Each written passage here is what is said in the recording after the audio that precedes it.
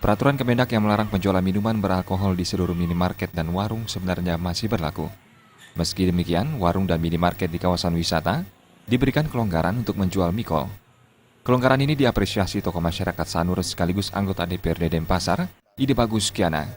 Menurut Ide Bagus Kiana, kelonggaran ini setidaknya membuat pedagang atau minimarket di kawasan Pantai Sanur yang selama ini dilarang menjual bir bisa bernapas lega. Sejak diberlakukannya larangan menjual mikol, selain merugikan pedagang, tak dipungkiri masyarakat cenderung sembunyi-sembunyi menjualnya.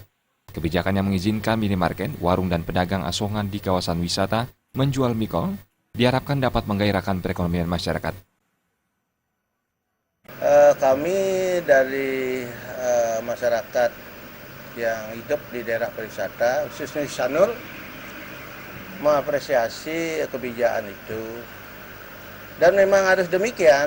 Mengapa? Kalau tidak, saya khawatir terlalu sering sekali ada peraturan yang di lapangan menjadi peraturan yang tidak mempunyai kekuatan hukum.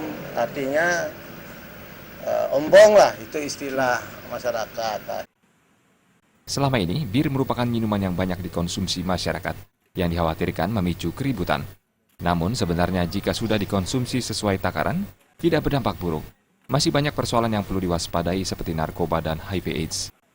Jadi kurang-kurang inilah yang perlu diantisipasi, diawasi yang namanya minuman oplosan, yang gitu-gitu tuh narkoba, HIV, janganlah yang sejenis ini ya sudah bisa dipantau dan tidak semua orang mampu membeli bir.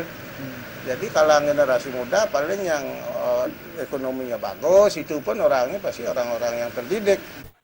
Winata, Bali TV.